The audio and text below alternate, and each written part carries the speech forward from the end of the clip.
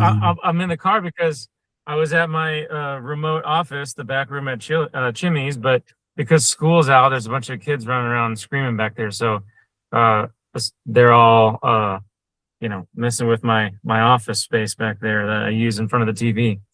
But I was remote and had a funny situation this week versus when we scheduled this, because my rental unit is having a leak. So I had to get a babysitter again and go over there and work with plumbers and cut out a bunch of drywall to 2 different times now, to still not have any idea why my neighbors below me in the condo building are getting water there. But I did everything I could, so pass it off to the next neighbor and figure it out themselves. They'll call me if they need me, but I tried. We couldn't find it. I paid for stuff that the neighbors probably should have paid for. I'm like, look, I'm trying to help, but I just don't know what else I can do for you at this moment. So yes, I'm typical in the car. You got to be a typical Dallas landlord and just ignore your tenants. Right. Well, yeah. I'm trying so hard to upgrade and do different things. Terrance has been a big part of that, so I'll introduce you guys, but Terrance Greg is my CPA, my bookkeeper, his company, LifeTax Financial, based out of Dallas. Alfred, we've talked to before. They do a lot of things for me. They've helped me grow. They've helped me set things up. I am trying to level up to the next thing, but the residential properties are always time consuming. Either they're nothing, and then all of a sudden it's just a hurricane of stuff. And so we're trying to get into the commercial space here, but permitting processes and stuff have delayed us. So 2027, we'll talk about commercial. But until then, why don't you ask Terrance where he's at taking this interview today? Well, he's in a building at least. Hey, yeah. When you're self-employed and you got to deal with the consumer and people, this is my building right here. This is my office. This is my.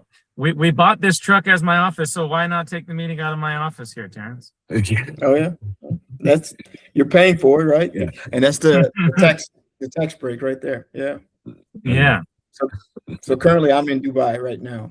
So and I'll be heading back to Texas tomorrow. So. Fun. So what time is it there? Good question. It's what 9:41.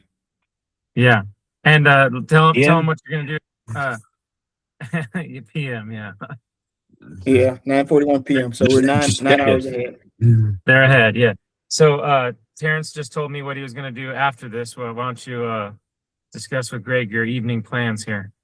Well, yeah, it's been a long week, so I'm gonna have a steak and a whiskey. So it's end of Friday, so we'll just have a good time. Gotcha. I had some whiskey last night, and it hurts this morning. So, and I was just by myself on the couch. So Greg and I both, Terrance, are newish dads, and you soon to be, correct? Yeah, in two weeks probably. So that's why I got to get back as soon as possible. Congrats, yeah. Thank you. I would enjoy Dubai a little bit more if you can before you leave. Yeah. I understand. So I know. Is the steak and whiskey or the restaurant experience? Tell us a little bit about the difference in the cultures. So, and then go into your story a little bit, because Dubai is not the only place you've been working abroad from over the last couple of years. So, why don't you just kind of tell Greg and anybody, the 6 people that'll listen to this, a little bit about what you got going on.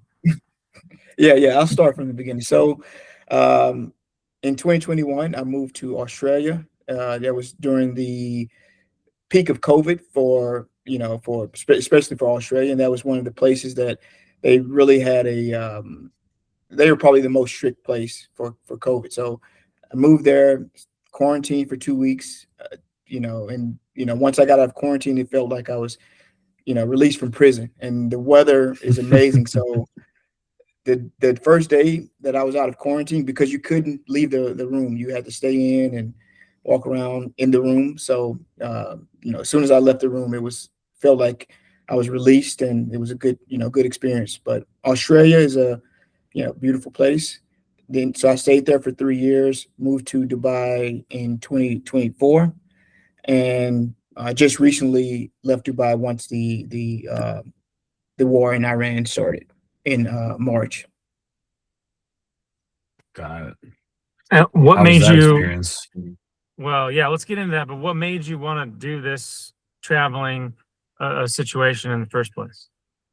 Yeah, so I got an opportunity presented to me like in March or yeah, it was 2020, March of 2020. It was right when COVID started, and my wife said, "No, I don't want to move."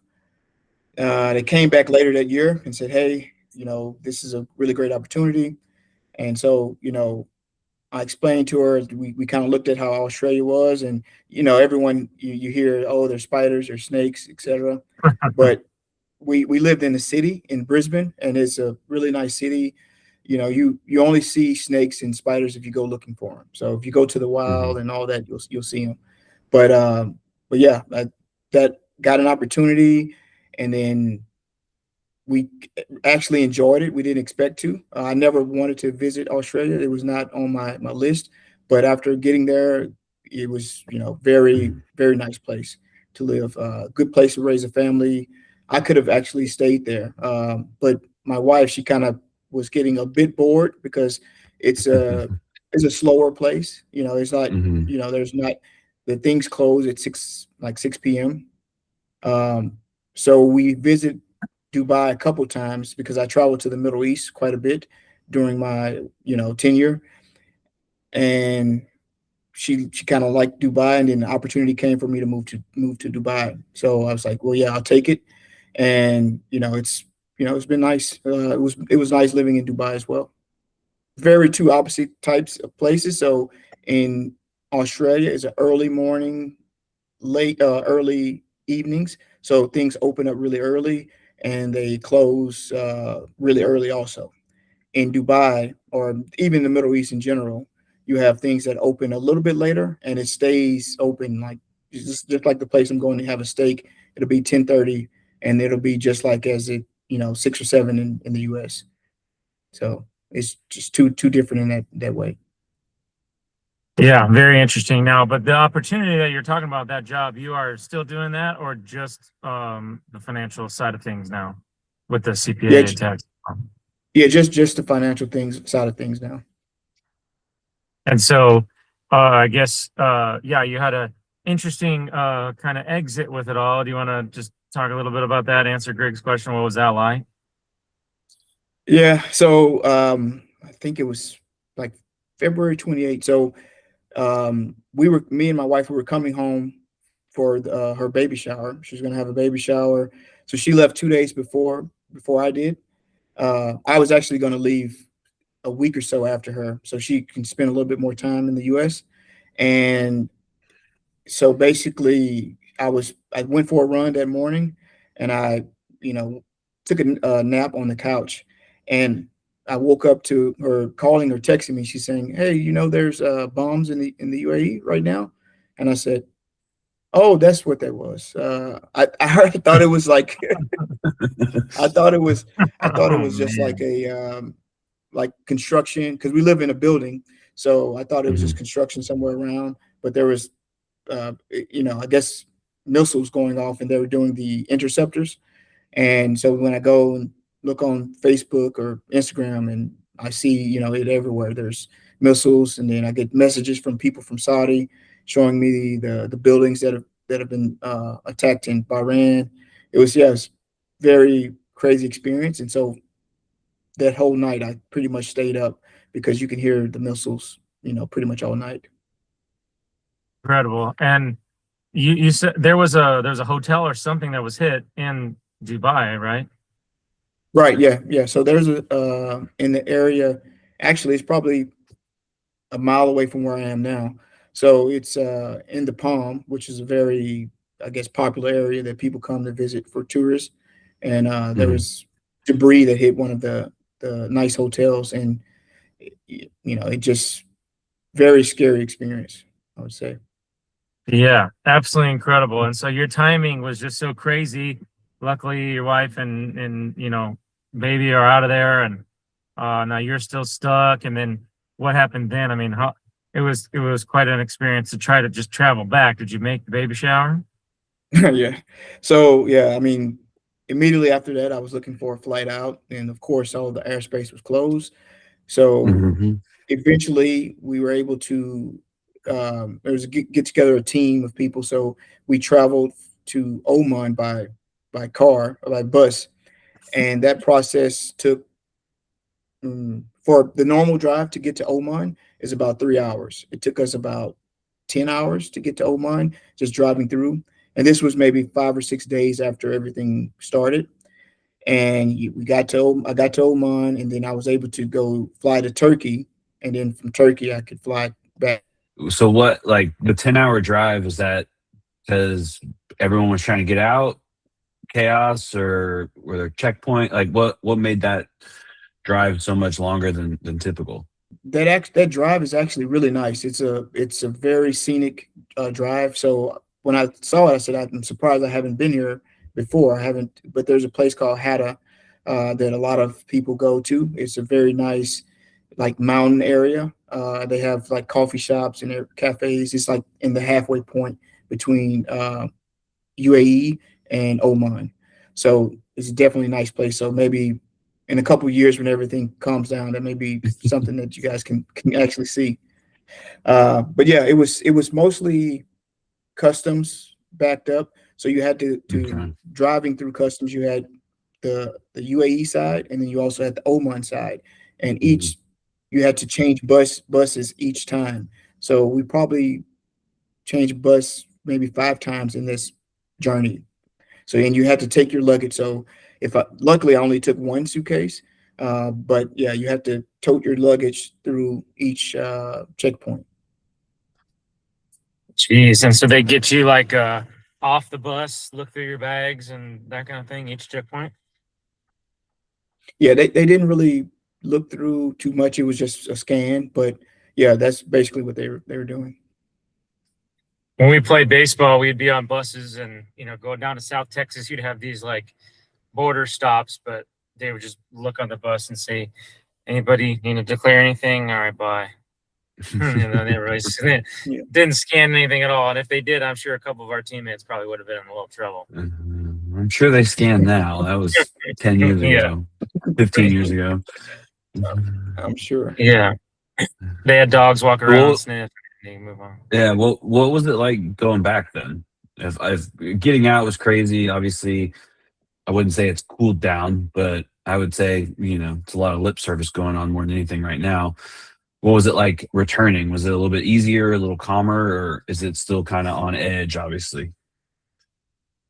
Yeah, of course, it was a bit of nervous to come back. My family, they really was hesitant on wanting me to come, but um, booking the flight was okay. It was actually a full flight on an Emirates, which is a huge flight. But when I got into Dubai, it was not as many people as you normally would see. So the tourism, Mhm. has really been impacted here. I live in a highly tourist area in Dubai Marina, so I look out the window and it's maybe a quarter of the people that normally walk around, but it's still business as usual. All the restaurants and everything is still operating as Mhm. normal.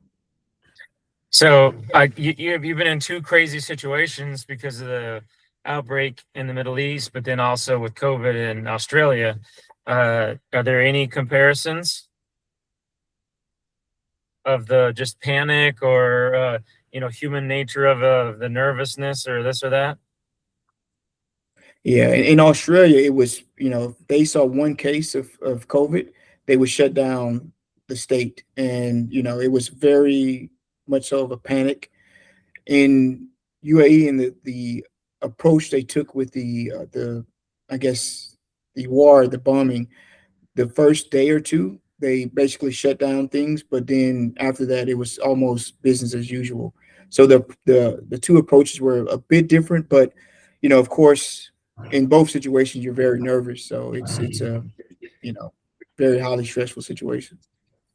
And so, as you look back, hopefully, soon you'll look back being in Texas with this experience behind you. What do you think? Because you guys Oh, it's obviously it's were I- it's super pumped about the experience, right? I mean, every time I talk to you and you come to a Christmas party or whatever, you guys were just having an amazing time. Yeah, the overall experience has been still amazing. I still would do it again, and it's definitely been you know a lot of things that I've learned that I would have never experienced without this actual experience.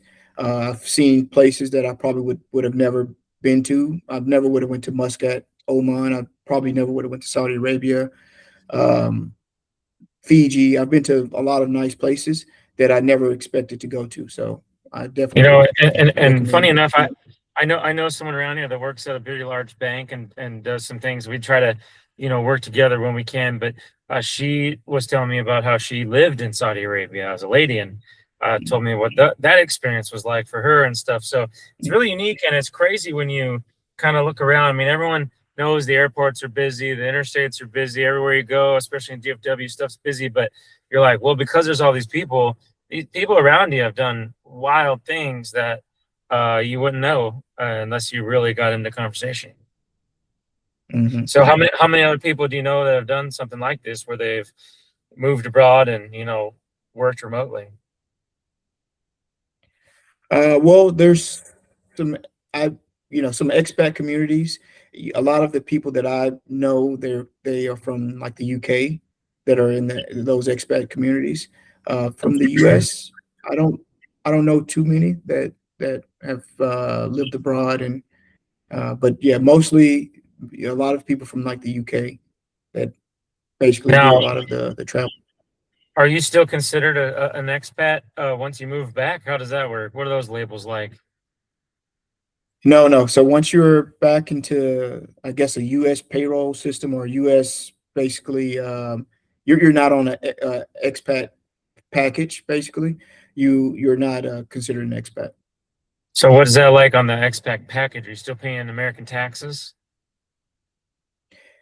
Well, so in basically you got two options. So um, you could get a deferred or I guess like a tax credit. So like in Australia, I received a tax credit because we paid taxes in Australia.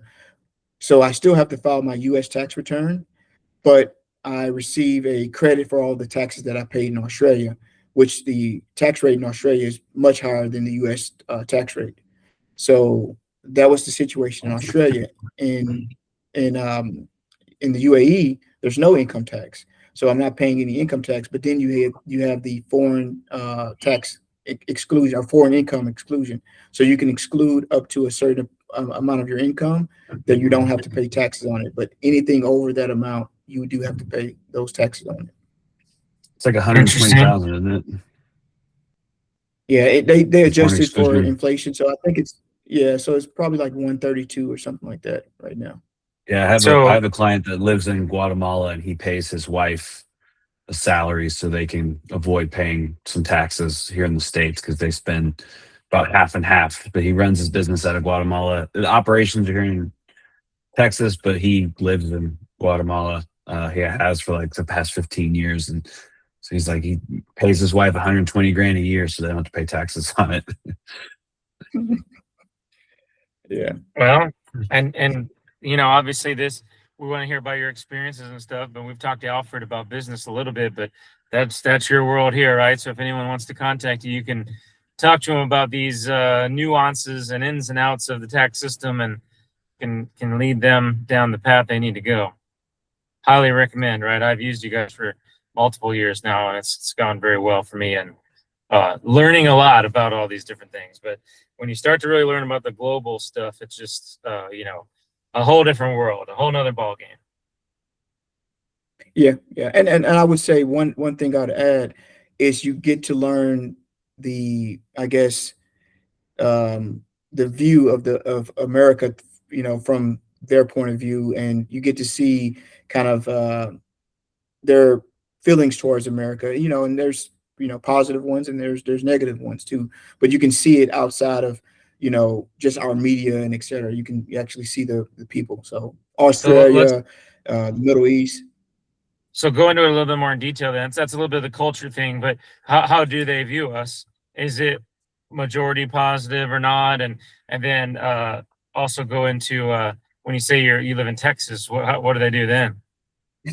Because everyone always wants to talk about cowboy hats and stuff, right? Yeah, yeah. You'll get a yeehaw or something like that every time you say, "Oh yeah, I'm from Yeah. Texas." Like, Yeah. Texas, yeah. So, but no, it's you get a little bit of both, positive, negative. I would say it's depending on the climate. So I would say in the last with the war and everything going, you would get some negative in the Middle East. Australia, they, I would say, I don't know if it's like a chip on their shoulder, but it's like um, I don't know. It's more like we don't want to be bossed around by Americans, etc. So and which was surprising to me. I didn't know there was that little bit of a Well, because they're disconnect. still But getting bossed around by England. yeah, yeah. I mean, but yeah, that's kind of the climate of that. What's But their view of the UK and England and everything? I don't really. I That don't never think I came get up. much. Yeah, it never comes up. What's their situation right now? Are they still a colony of England, or did I not know from my Australia class that I took in college that I definitely slept in every night from 6 to 9 p.m. on Wednesdays? I took a Yeah, class about Australia in college. It was insane. And we just watched random like National Did you Geographic watch videos. Australia? Yeah, everyone got an A. I Mhm. learned that scurvy came from the boats, and that was it. So what are they still controlled, I guess, in a way by the UK? yeah. They still celebrate those holidays as well. So you have the Queen's birthday, etc. So it's still, yeah, still the same. Yeah. And so did they, and they never talked positively or negatively, or just sounds like they didn't talk about that at all. No, no, not really. I didn't. I just with in conversations is usually mostly America and how things are. If it's a lot of crime, things of that nature. So that's usually what So those discussions are. America pulled all the focus away from talking about anything else. They were happy to talk about America. Yeah, yeah, Interesting. yeah. Very cool. And so we talked, let's go back to that salary stuff. That was another thing. So cost of living, what is it really like? How much money do you need to make to live in abroad in these other places in the world? Are we really just, we have inflation going on. Money is kind of confusing to a lot of people to begin with, but what is it? Is it really similar? Do you kind of get used to it and you get a budget and it's okay to stick to it? Or is it just two totally different ways of living, spending? Money matters, money doesn't matter. What's that like? Yeah, so I start with housing, which is most people's largest expense. Housing in, let's say, Australia, it there you could find some affordable uh, housing if you live outside of the city. Inside the city, it gets to be pretty expensive. It was a lot more expensive than I was expecting. If you want to live close to the CBD, the Central Business District, um, which and then they also charge weekly, so that was a big difference for me. Weekly rent. You could pay it in a monthly just to kind of pay it up, but they charge it in a weekly basis. And if I wanted to compare Brisbane, the city that I lived in, the rent would probably be comparable to. I mean, it would be more than Texas for sure. Uh, Somewhere in between Texas and, let's say, I don't know, California, or maybe like Miami or something like that. And what about Dubai? Yeah. So in Dubai, in a nice area. So I thought Australia was expensive until I moved to Dubai, and in a good area, yeah, it gets very expensive. But So then they have the other alternative. They have alternatives that are very cheap too. So you can actually live in some places that are very cheap, but the majority of the nice areas that you would like to live in, they're expensive. But does cheap then introduce crime and other things that like it would here? When you have high and then low, you got other problems that come with that. Yeah, so the problem, it wouldn't, I guess, wouldn't be necessarily crime, but it would be just living conditions would not be the best, So it may be a smaller unit, it may be a smell in the unit, maintenance issues, things of that nature, and you won't be close to the places that you wouldn't, would like to be close to. It would be inconvenient.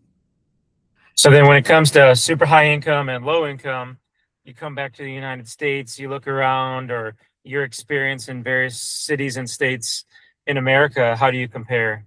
Is it truly, oh wow, America's the greatest country in the world, we have so many resources for people, or is it, oh, this neighborhood stinks?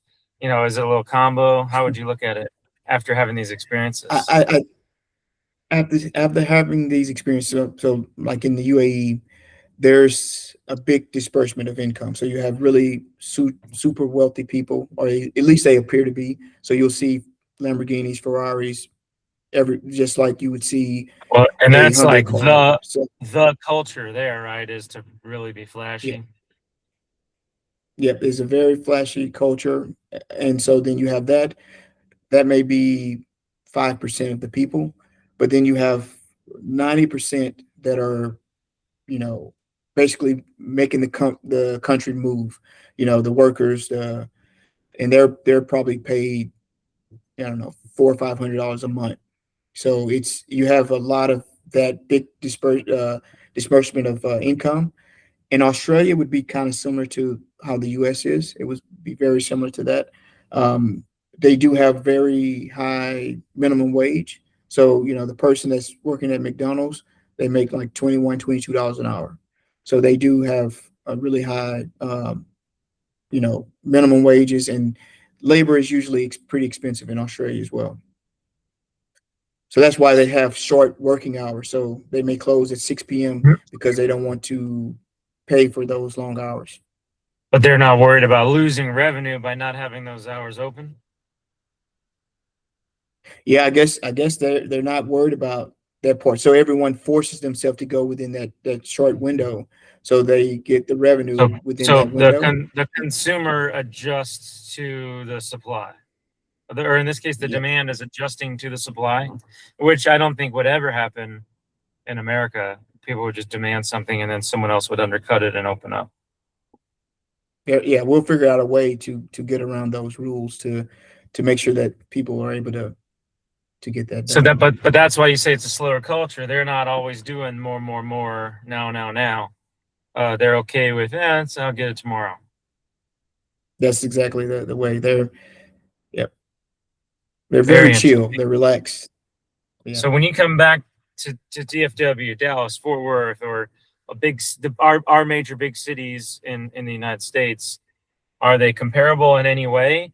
Are they do you prefer the way a big city operates here, or the Dubai thing was, even though there was such a difference in income, they really did a good job of everyone living their lives, or like is it even not even a conversation? It's just so different. Yeah. Well, so I would say, like, to compare Dallas, the DFW area, to the city like the Dubai or Brisbane.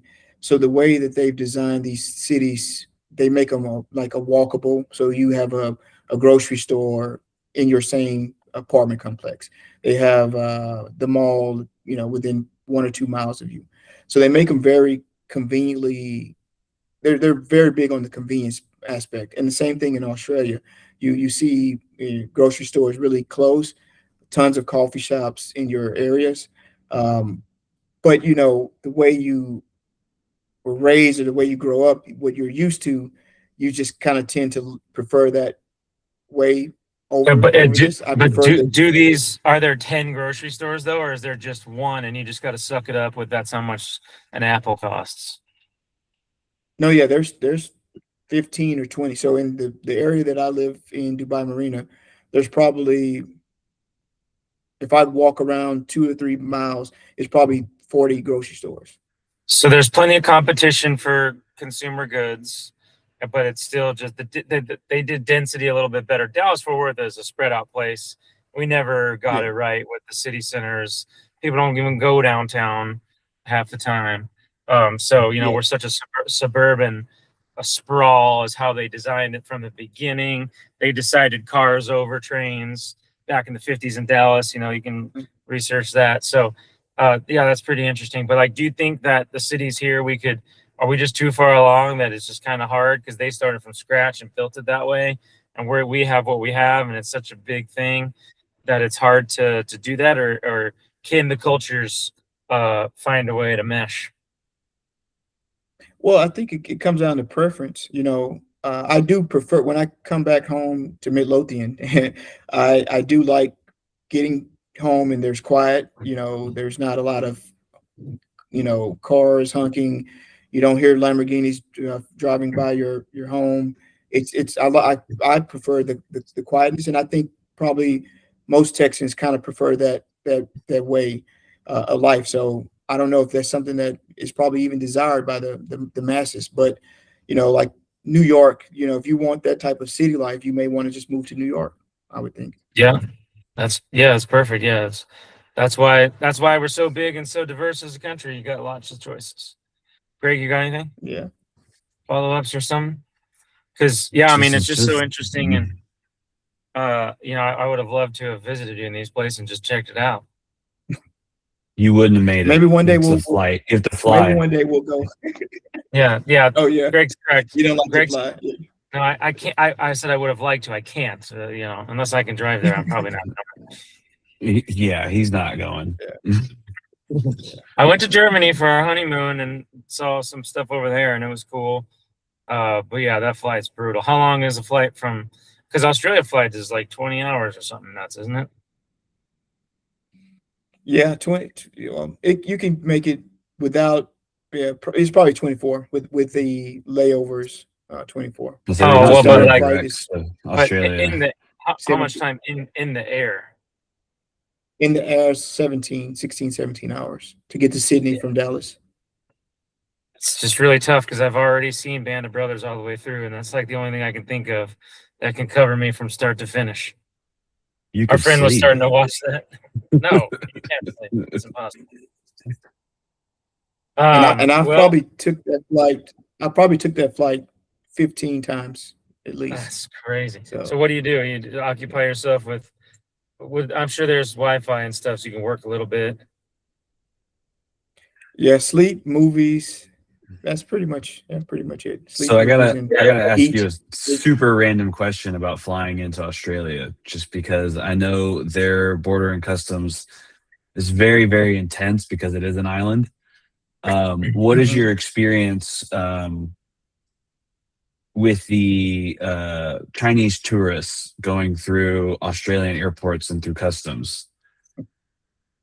Because I know there Yeah, are I some mean, hilarious stories where they show up with there's like a frog in their bag and they're like, why can't I bring this? And it's like, or food or drugs, obviously, is the big one in Australia. But I've heard some pretty hilarious stories from, comedians that have traveled to Australia and just dealing with the Chinese tourists and being on the plane and just thinking to themselves, you're not going to be able to take that in. yeah. Yeah, I haven't seen anything just outlandish. But I have heard of a story where I don't even want to say it, but it was something inappropriate came out of the bag after they were listening to it. But Something similar that the Buffalo Bills like to throw into the end zones at the opposing teams. yes. But yeah, those custom declarations are very serious, and every time you land, you have to have it filled out, and yeah. I was at the Amsterdam airport, and some guy had like a satchel over his thing, and like a bunch of dildos just poking out from his satchel, just hanging around, just cruising from wherever his bus is next. Yeah. Hey, they have a very underground sex scene in that part of Europe. So Don't think it's underground. I think it's very much above ground. especially in Germany. That's why you guys went there, huh? No, that was on our flight home. So any other funny things at all? Like, like you laughed a little bit when I asked about Texas. Anything at all that was any kind of like just every time you get with someone, you got to tell them this one thing that happened or a funny travel story or something? That's I know it's a now tough, nothing that I can vague think of. question, Yeah, it's but nothing I can think of. But yeah, I've had all kinds of crazy experience, but it's just nothing that I can think of at the moment. so what is the overall arching opinion of Texas then versus take the United States out of it? It feels like people always think about Texas separately than the United States abroad. Uh, yeah, I mean, I love Texas. I mean, I'm a Louisiana. I was born and raised in Louisiana. Moved to Texas 2014, and I would always consider Texas home. So, I mean, even when I was living in Australia, I started the process of buying a home in Texas because I knew at some point I would be coming back. The And as far as state income tax, you have no state income tax. You have a lot of land. You have, I mean, it's a very cool place to live. So, Well, so did the out of all the Australian, places, oh, I was gonna say, did the Australian people enjoy the fact that you were from Texas? Because they got, a lot of the same culture as the Texans like and or they have do. liked over history. Yep, they do. And so that's the other thing which, like I said, I was going to go have a steak after this call.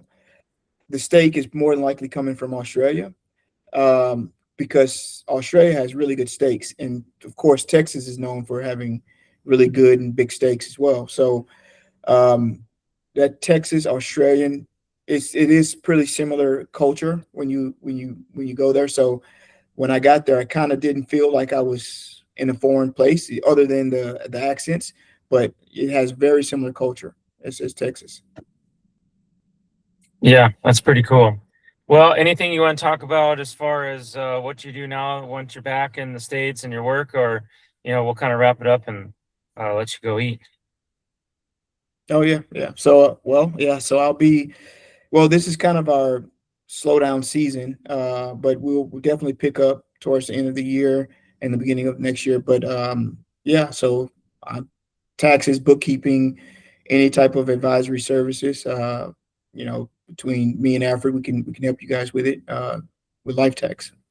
Any piece of advice for 1099 types or self-employed small business types? We got so much of that.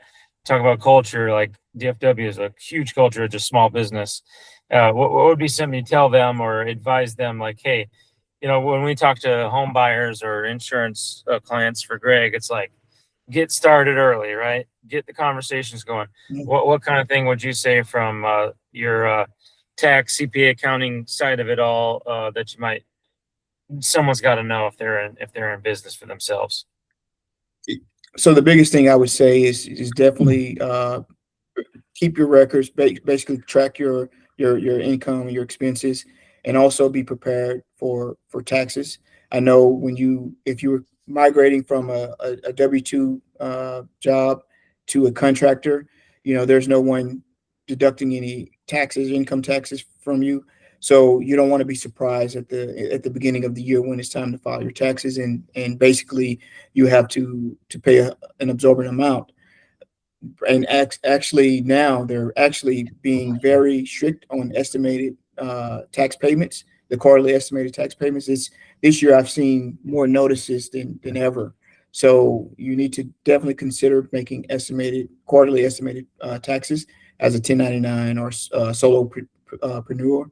So that's definitely something I would advise. Make sure that you're, I guess, prepared for your income tax. Yeah, we work with a bunch of people, right? Realtors, real estate agents, lenders, all these people that are 1099s that have no idea what an estimated tax payment would be or how to calculate it or even where to go pay it because they've never thought about it in 20 plus years of business. Yeah, yeah. I mean, they definitely should maybe reach out for, to some, I guess, CPA or some type of an accountant just to get an idea. That's definitely recommended. So even if you reach out for one time to get some education on what you should do, I think it's definitely worth it. Greg, anything before we wrap up? No, man, I'm actually just interested to see what the view is like behind that curtain behind you. Yeah, that's a good question. I let me see. I don't know what. Let me just take a look. Mark said you lived in Dubai, but he didn't tell me you were in Dubai right now. I didn't. I thought he was back. I didn't know he went. He's a surprise. So, Yeah. Let's see. Oh, I don't know if we'll be able to Oh, see which it, but I was side just I have. curious. The Is balcony it blurry? Wait a minute. opens. We can just see us. If you go, if you turn it to the other side, it's better. Like away from the computer, like that Oh, one there. probably That window is That good. angle, that one. yeah. Yeah. Yeah, we can see a little bit of Yeah. the skyline. So you're up. Let me see Yeah. if it's. There you go. That Yeah. works. So you're 20 something floors up. 12 floors up. Well, Yeah. Yeah, So this so- side is probably not the best view, but it's a definitely on the other side is definitely a good view. yeah. Yeah. Send us the lottery number since you're in the future. Yeah. Joke my dad used to say growing up. He's like, we should have gone to he would always say China. He was like, we were in China right now, we could predict who won the lottery. It's like, I don't it took me years to figure out that didn't make sense. Yeah. Perfect. Well, Terrance, safe travels back, man. We really appreciate you taking some time. You got a super unique story. We're C- interviewers, but you got some good stuff out there anyway. Despite of us, you still got some good info out there. So I tell people about you guys all the time. But we tell people lots of things. They don't always listen to us and they do their own thing. But having a team together is really important. As what I'm doing and trying to grow, and I've got a lot of different things happening at once. You guys have been a huge pivotal piece, and obviously really enjoy working with you. And Greg and I'll have a steak and some whiskey with you back here in Texas, and you can tell all those Australians how the Texas steaks are so much better. Yes, we'll do. Definitely looking forward to that. All right, thanks for taking the time. I really appreciate it. Yeah, we appreciate it, Terrance. Yeah, no problem. Thank you. You guys have a good one. All right. You too. You too.